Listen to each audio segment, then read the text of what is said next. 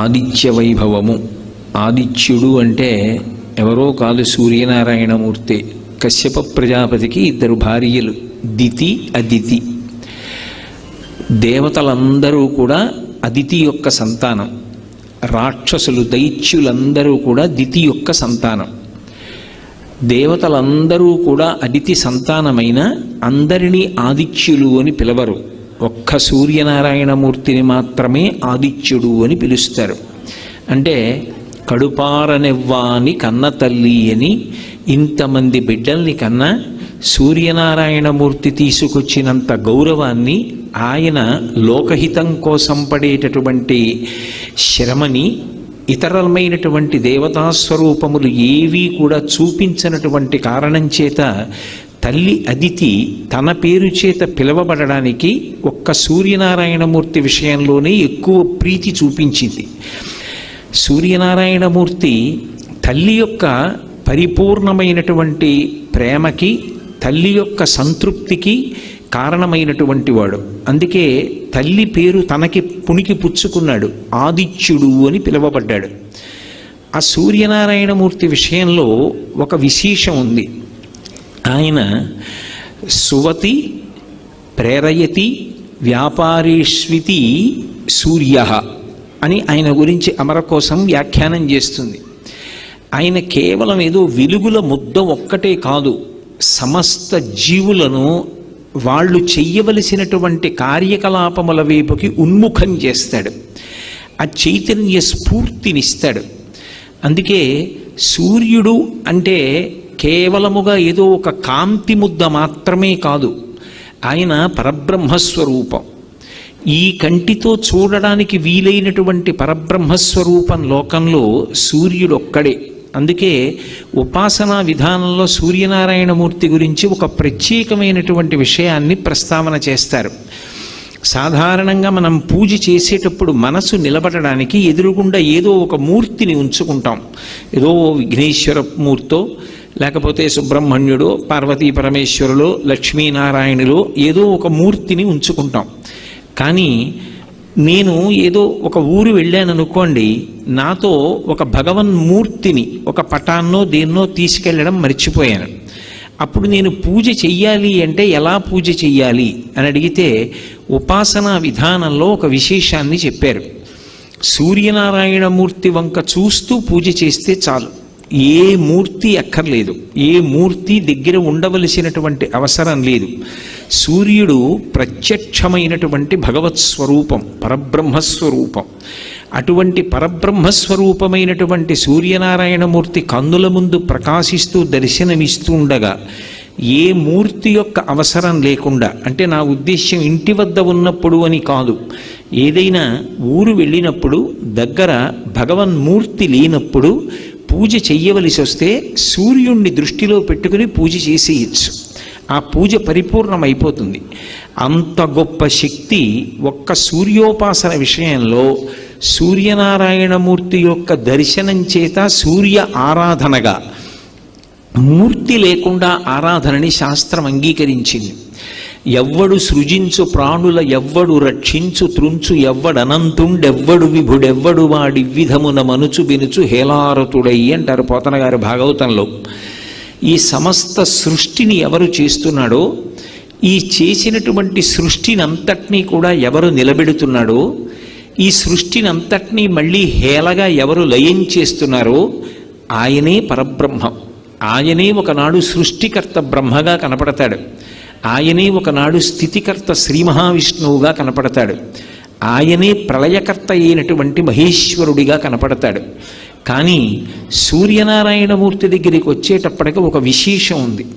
పరబ్రహ్మస్వరూపం అనుభవంలోకి వస్తుంది తప్ప పరబ్రహ్మముగా, ముగ్గురు మూర్తుల యొక్క కలయిక స్వరూపంగా, కరచరణాదులు లేకుండా ఈ మాంస చక్షువుతో దర్శనం చేయడానికి వీలైనటువంటి వెలుగుల ముద్దయినటువంటి పరబ్రహ్మస్వరూపం ఏది అంటే ఒక్క సూర్యనారాయణమూర్తి.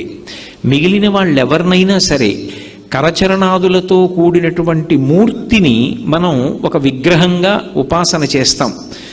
ఒక్కొక్కసారి ఆయన అనుగ్రహిస్తే ఏ రూపంలో మనం ఆరాధన చేశామో ఆ రూపంలో దర్శనాన్ని ఇస్తూ ఉంటాడు. వేదాహమేతం పురుషం మహాంతం ఆదిత్యవర్ణం తమసస్తుపారే సర్వాణి రూపాణి విచిత్య ధీర నామాని కృత్వాభివదన్ యదాస్తే అంటారు. ఎవరెవరు ఏ రూపంలో చూడాలని కోరుకున్నారో వాళ్ళకి ఆ రూపంలో అనుగ్రహిస్తాడు. పరిత్రాణాయ సాధూనాం వినాశాయ చ దుష్కృతాం ధర్మ సంస్థాపనార్థాయ సంభవామి యుగే యుగే.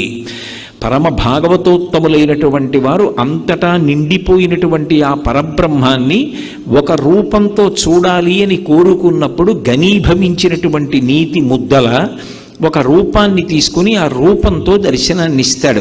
నిజానికి అలా రూపంతో ఆయన పరిమితమైపోయాడు అన్నది సిద్ధాంతం కాదు. అలా కరచరణాదులతో ఒక రూపంలో దర్శనమివ్వగలడు తప్ప పరబ్రహ్మస్వరూపంగా ఆయన ఉనికి అనుభవమునకు అందుతుంది. అద్వైతానుభూతిగా అనుభవంలో అందుతుంది ఆ పరబ్రహ్మం. కానీ అటువంటి పరబ్రహ్మమైనటువంటి స్వామి మన కంటికి ఒక వెలుగుల ముద్దగా కరచరణాదులు లేకుండా, అంటే కాళ్ళు చేతులతో ఉన్నటువంటి మూర్తిగా కాకుండా దర్శనమివ్వాలి అంటే అది కేవలము ఒక్క సూర్యనారాయణ మూర్తిగానే దర్శనమిస్తాడు. మిగిలినప్పుడు ఒక మూర్తిగా భావన చేస్తే సృష్టి చేసినప్పుడు చతుర్ముఖ బ్రహ్మ అంటారు. ఆయనే లోకములను రక్షణ చేసినప్పుడు శ్రీ మహావిష్ణు స్వరూపము అంటారు. జ్ఞానాన్ని ఇచ్చి అజ్ఞానాన్ని లయం చేసేస్తే పరమ కారుణ్యము కలిగినటువంటి పరమశివస్వరూపంగా మహేశ్వరుడిగా కీర్తిస్తారు.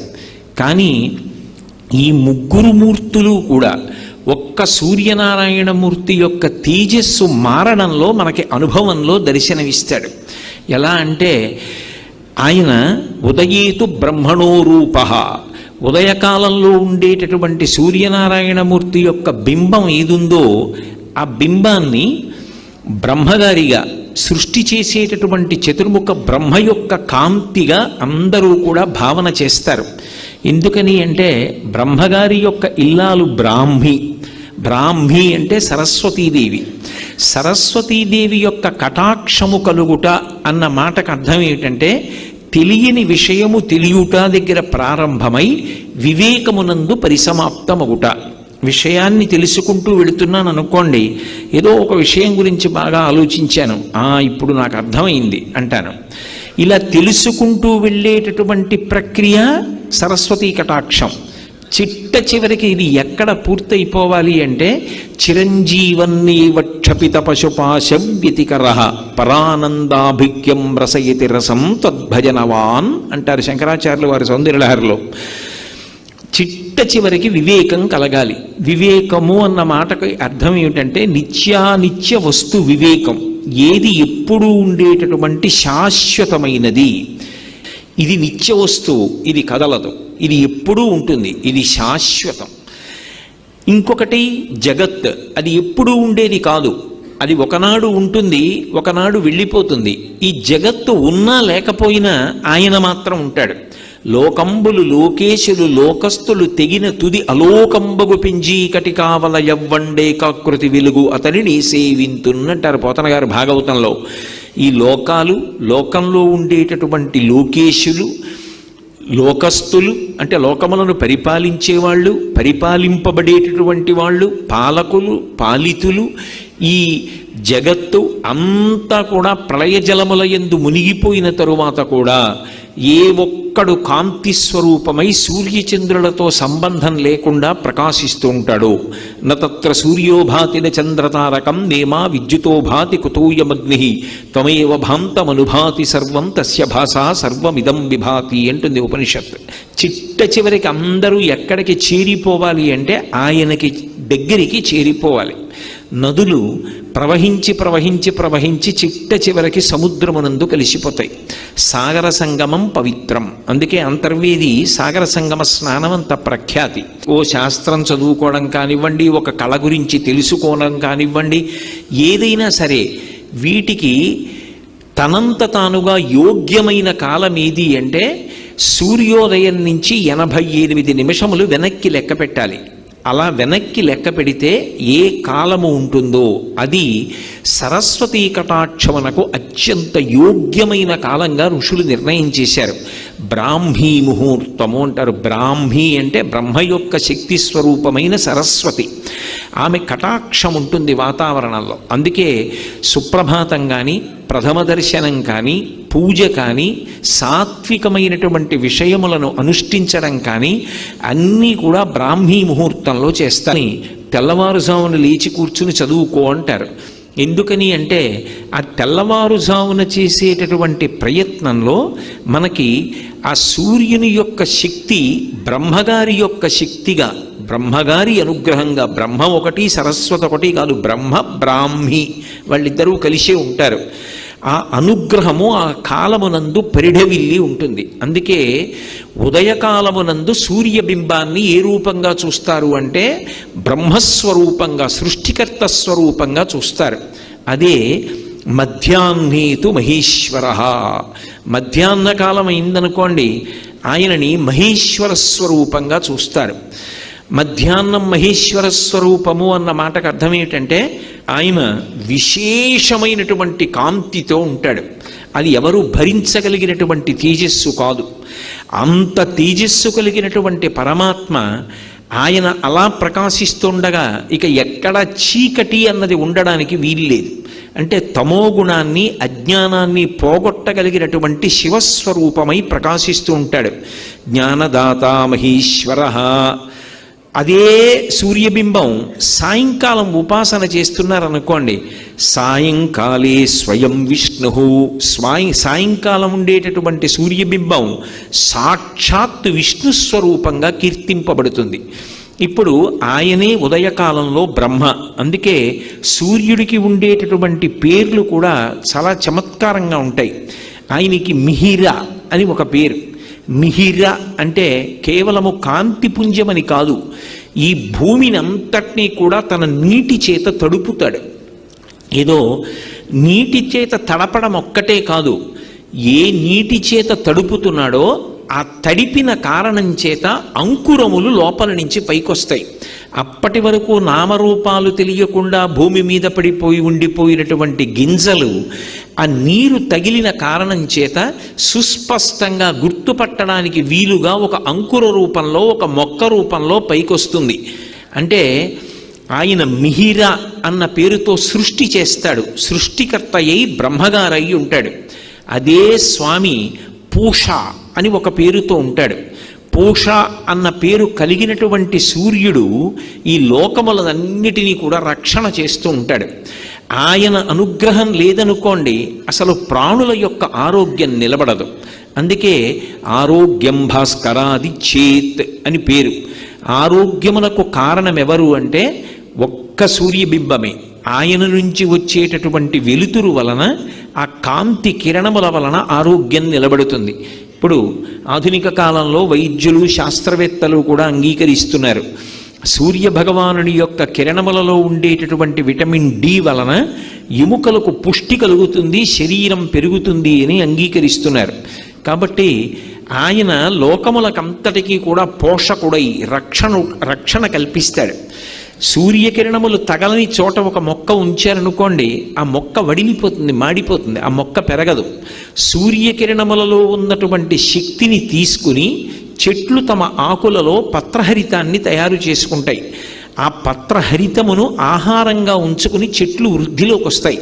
ఆ చెట్లు కాసినటువంటి కాయలు, వాటి పళ్ళు, ఆ ఆకులు, వాటి వేర్లు, వాటి కాండం, అవి మనకి ఆహారం.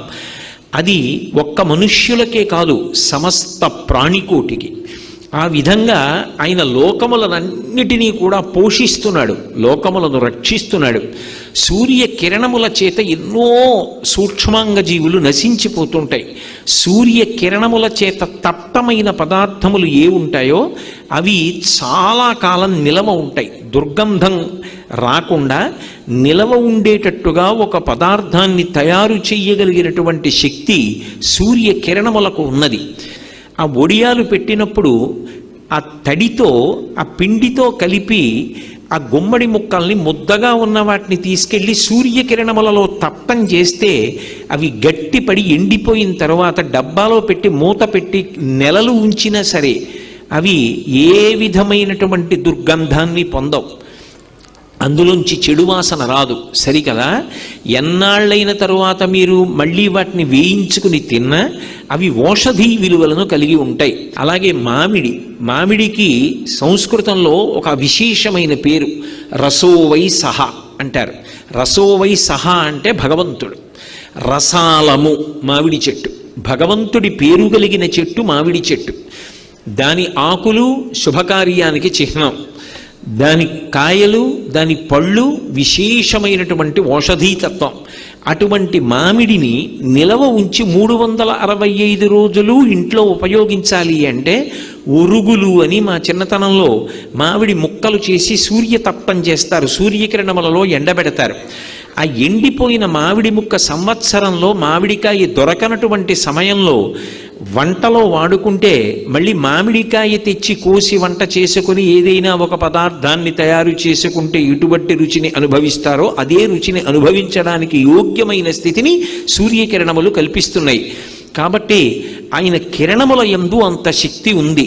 రోజు రోజుకి సూర్యకిరణములలో ఉండేటటువంటి శక్తిని గమనించి వాటి ద్వారా ఎంత విద్యుదుత్పత్తి చెయ్యవచ్చో కూడా ఇవాళ ఆధునికులు పరిశీలనం చేసి ఆయన అనుగ్రహం చేత ఇంట్లో దీపాల దగ్గర నుంచి ఎన్నో విద్యుత్ పరికరములను వినియోగం చేస్తున్నారు. అందుకే ఆయన స్థితికర్త, లోకములన్నిటినీ కూడా నిలబెడతాడు. నిలబెట్టేటటువంటి లక్షణం ఉన్నవాడు కాబట్టి ఆయనకి పూష అని పేరు. అలాగే ఆయనకి హంస అని ఒక పేరు. హంస అన్న పేరు ఆయనకి ఎందుకు వచ్చింది అంటే ఆయన చీకటిని తొలగతోస్తాడు. చీకటిని తొలగతొయ్యడము అంటే అజ్ఞానాన్ని పోగొడతాడు. సూర్యుడు ఉదయించాడు అనుకోండి, ఉత్తర క్షణంలో చీకటి అనేటటువంటిది ఉండడానికి వీల్లేదు. ఇంకా సూర్యోదయమైనది ఇక చీకటి ఉండదు. సూర్యోదయమైనది చీకటి పోయినది కాదు, అసలు సూర్యుడు వచ్చాడు చీకటి ఉండే అవకాశమే ఉండదు. చీకటిని పోగొట్టడం సూర్యుని యొక్క ప్రధానమైనటువంటి లక్షణం. అజ్ఞానాన్ని పోగొట్టడం, జ్ఞానం ఇవ్వడం శంకరుని యొక్క లక్షణం. జ్ఞానదాత మహేశ్వర అని. అందుకే హంస అన్న పేరు చేత జ్ఞానాన్ని ఇస్తాడు. లోకంలో ఆరోగ్యం కావాలి అంటే ఎవరైనా ఎవరిని ఉపాసన చెయ్యమని చెప్తారు అంటే సూర్యనారాయణమూర్తిని ఉపాసన చెయ్యండి అంటారు. ఇప్పటికీ పిల్లల దగ్గర నుంచి పెద్దల వరకు సూర్య నమస్కారాలు చేస్తారు. ఆ సూర్య నమస్కారాల్లో కేవలం 10 విధములైనటువంటి భంగిమలతో చేసే నమస్కారాలు ఉన్నాయి. అవి తేలికగా చెయ్యడానికి వీలుగా ఉంటాయి. ఆ సూర్య నమస్కారం చెయ్యడం కేవలము శరీరమునకు ఆరోగ్యం ఇవ్వడానికి ఒక్కదానికే కాదు, ఆ సమయంలో సూర్య బింబాన్ని ఉపాసన చేస్తారు మనసుతో. ఆ ఉపాసన చేసిన కారణం చేత దృష్టి నిలబెట్టడం కూడా అలవాటు అవుతుంది. దృష్టిని కేంద్రీకరించడం, ఒక విషయాన్ని పరిశీలిస్తున్నప్పుడు, ఒక విషయాన్ని చదువుతున్నప్పుడు, ఒక విషయాన్ని వ్రాస్తున్నప్పుడు దృష్టిని దాని మీదే కేంద్రీకరించగలిగినటువంటి శక్తి దేని వలన ఉత్పన్నమవుతుంది అంటే కేవలముగా ఆ సూర్య నమస్కారముల యందు శరీరము చేసేటటువంటి అనేక రకములైన వ్యాయామ ప్రక్రియ చేత ఆరోగ్యం పొందడమే కాకుండా మనసుని సూర్యబింబము యొక్క కదలికల మీద నిలబెట్టినటువంటి కారణం చేత కేంద్రీకరణ శక్తి కూడా పెరుగుతుంది. అంత గొప్పవి సూర్య నమస్కారాలు. కాబట్టి ఆయన జ్ఞానం ఇస్తాడు, హంస అని కీర్తింపబడతాడు. అందుకే ఉదయకాలమునందు బ్రహ్మస్వరూపంగా, మధ్యాహ్నకాలమునందు మహేశ్వర స్వరూపంగా, సాయంకాలంలో కేవలము విష్ణు స్వరూపంగా, బ్రహ్మ విష్ణు మహేశ్వరులుగా ఒకే మూర్తి 3 కాలముల యందు ఉపాసన చేయబడేటటువంటి వాడు ఎవరు అంటే సూర్యనారాయణమూర్తి. అందుకే ఈ మాంస చక్షువునకు గోచరమయ్యేటటువంటి పరబ్రహ్మస్వరూపం ఏది అంటే సూర్యబింబమే. సూర్యబింబం కర్మసాక్షి, సమస్తమైనటువంటి కర్మలకి కూడా ఆయన సాక్షిగా ఉంటాడు. మనం ఏం చేస్తున్నాము అనేటటువంటి ప్రతి పనిని పరమాత్మ స్వరూపంగా తెలుసుకుంటూ ఉంటాడు. ఒక దీపం ఉందనుకోండి, అది కేవలం కాంతినివ్వగలదు కానీ సూర్యబింబంలోంచి వచ్చేటటువంటి కిరణములు అలా కేవలముగా కాంతినివ్వడం కాదు, దాని యందు ఒక విశేషమైనటువంటి శక్తి ఉంటుంది. ఆ శక్తిని ఋషులు గమనించారు. అది ఏ శక్తి అంటే అది లోపల ఉండేటటువంటి హృదయ పద్మాన్ని వికసనం పొందేటట్టుగా చేస్తుంది. అందుకే సమస్త ప్రాణులు కూడా, సాత్విక ప్రాణులన్నీ కూడా సూర్యోదయానికి కన్ను తెరుస్తాయి. కృతఘ్నఘ్నాయ దేవాయ జ్యోతిషాం పతయే నమః అంటారు ఆదిత్య హృదయంలో. పరబ్రహ్మస్వరూపమైనటువంటి సూర్యుడు ఆకాశంలో ఉదయించేటప్పటికీ తత్పూర్వము లేచి ఎవడు ఆయనకి స్వాగతం పలకడో, ఎవరు ఆయనకి నమస్కారం చెయ్యడో వాడు కృతఘ్నుడు. పరమాత్మయే మాంసచక్షు చేత దర్శించడానికి వీలుగా ప్రయాణం చేసి వచ్చి దర్శనమిస్తుంటే ఆయనని దర్శించడానికి ఉత్సుకత చూపించకుండా తమోగుణ భూయిష్ఠుడై నిద్రపోయిన వాడెవరో వాడు కృతఘ్నుడు కనుక అటువంటి కృతఘ్నుణ్ణి ఆయన శిక్ష వేసి ఇబ్బంది పెడతాడు. అంటే పాఠం చెప్పి మనసు మారుస్తాడు. కాబట్టి కృతఘ్నఘ్నాయ దేవాయ జ్యోతిషాం పతయే నమః అంటారు. అటువంటి సూర్యబింబం ఏదున్నదో దాని యందు ఒక విశేషమైనటువంటి శక్తి ఉంటుంది. దాన్ని ఋషులు గుర్తించారు. అరుణము, సౌరపాఠము వీటిల్లో ఇచ్చారు. మహానుభావులు, దార్శనికులైనటువంటి కవులు మహాభారతాది ఇతిహాసములను ఆంధ్రీకరించినటువంటి తిక్కన గారు, వాల్మీకి మహర్షి వంటి వారు ఆ సూర్యోపాసన గురించి మనకి అద్భుతమైనటువంటి విశేషాల్ని ఆవిష్కరించారు. మహాభారతంలో తిక్కన గారు విరాట పర్వంలో సూర్యోదయం గురించి ఒక సీసపద్యం చేశారు. నీరజాకరములు నిష్ఠయై చేసిన భవ్యతపంబు ఫలమనంగా దినసముఖాభినందిత చక్రయుగ్మకంబులయనురాగంపు బ్రువనంగా హరిహర బ్రహ్మ మహానుభావంబులొక్కటింకాగరగిన గట్టియనగా అతుల వేదత్రయలతికాచయము పెనుబొందన్ పుట్టెడు మూలకందమనగా అఖిల జగముల కందెరయగుచు జన సమాజ కరపుట హృదయ సరోజములకు ముకుళనంబును జృంభణంబును నర్చి భానుబింబంబు పూర్వాద్రిపై విలింగే అన్నాడు ఆయన. ఎంత గొప్పగా చెప్పాడు! నిజంగా సూర్యతత్వాన్నంతటినీ చెప్పాడు అందులో. నీరజాకరములు నిష్ఠయై చేసిన భవ్యతపంబు ఫలమనంగా. తపస్సు చేసేటటువంటి వాళ్ళు నీటిలో నిలబడి కళ్ళు మూసుకొని రెండు చేతులు తల మీదకెత్తి అంజలి ఘటించి తదేక దృష్టితో భగవంతుణ్ణి మనసులో ధ్యానం చేస్తూ ఆయన దర్శనం కోసం తపస్సు చేస్తారు. ఆయన ప్రత్యక్షం అయ్యాడనుకోండి, అమ్మయ్యాని చేతులు కిందకి దింపి స్తోత్రం చేస్తారు. సరోవరాల్లో ఉండేటటువంటి తామర పూల యొక్క మొగ్గలు రాత్రంతా కూడా ఇలా ముడుచుకొని ఆ కాడ మీద నిలబడి ఆకాశంలో సూర్యనారాయణమూర్తి వంక చూస్తూ ఆయన దర్శనం కోసం రాత్రంతా తపస్సు చేస్తే బ్రాహ్మీ ముహూర్తంలో లేత సూర్యకిరణాలు వచ్చి ఆ బింబానికి తగలగానే, కిరణములంటే కరములు, చేతులు, భగవద్దర్శనమై ఇలా చేతులతో తపస్సు చేస్తున్న వాణ్ణి ముట్టుకునేటప్పటికీ పరమ సంతోషంతో అంజలి ఘటించిన చేతులు కిందకి దింపి భగవన్మూర్తిని దర్శించినట్టుగా రాత్రంతా కూడా ఇలా రేకులు ముడుచుకుని తపస్సు చేసినటువంటి తామర మొగ్గలు తెల్లవారుజామున సూర్యకిరణాలు పడేటప్పటికీ ఒక్కసారి విచ్చుకుంటాయిట. వాటి తపము ఫలించిందా అన్నట్టుగా సూర్యబింబం వస్తుంది.